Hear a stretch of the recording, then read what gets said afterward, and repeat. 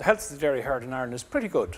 There are a few elements that we need to concentrate on, and we're working very, very closely with the industry on the main one from a dairy herd perspective is somatic cell or mastitis level. We have now got, for the first time ever, a really good bank of data with regard to the state of the mastitis levels or the SEC level. And just for those who don't know, that SEC is an indication of the amount of infection that's in the udder as a result of mastitis. So we now know what the status of the national herd is, so we know how to tackle it. We believed in the past that we were lagging a little bit behind our international competitors, and we now see for the first time that we're not as poor as we thought we were, but there is room for improvement. So on mastitis, we're improving, could be a bit better.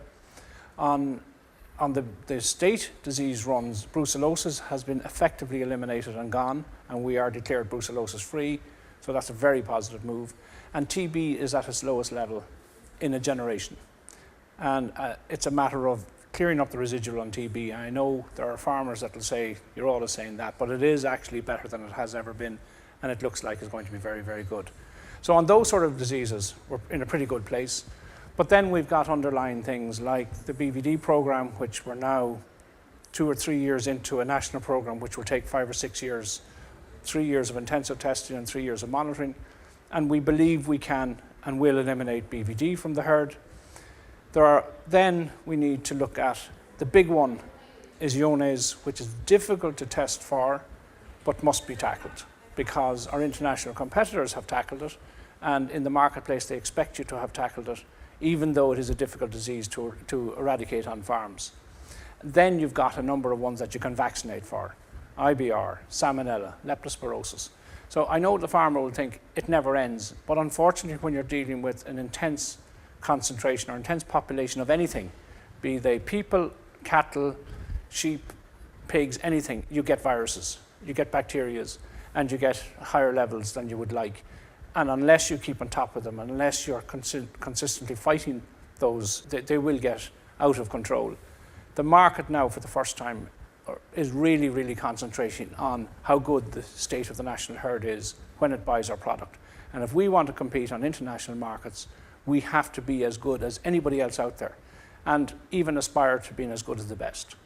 I think we've got the resources to do it, we've got the database and ICBF to do it, we've got the organisations with the knowledge and the skills to do it, Veterinary Ireland, UCD, Teagasc, and now we've got an organisation in Animal Health Ireland that can coordinate all these pieces, bring it together, and put a programme in place that the farmer can understand.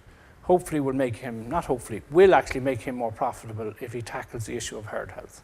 CellCheck, well, first of all, we created an awareness. We got the intellectual property from CellCheck from Australia, which is a program they developed over a large number of years, which means you bring a multidisciplinary and factorial approach to a single issue. So you bring in the vet, you bring in the milking machine technician, you bring in the farm advisor, and you bring in the co-op advisor, and they all are part of it, and effectively you tweak what farmers are doing every day and just make them do it a bit better. And you put the practices in place like changing liners, like teat dipping properly, to actually bring on-farm change. Some farmers believe it's such a problem I can't do anything about it, so I'm just going to ignore it. But we're now showing that there's tools in place through a CellCheck workshop that will actually, if you attend a workshop, invariably you will have lower SEC on your farm as a result of the suggestions made at that workshop that you then can put into practice on your farm.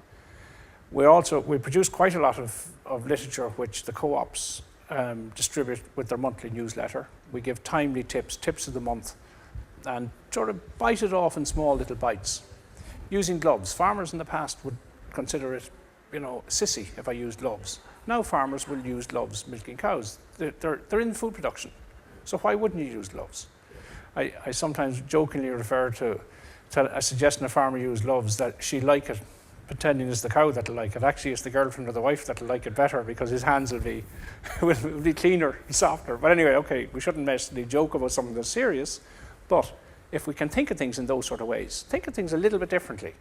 There's a different consequence to me wearing gloves. I'll have less hacks in my hands. But the more important thing is I won't be transmitting bacteria from one cow to the next, because the bacteria live on the living tissue of your hand, but it won't live on the latex on the glove.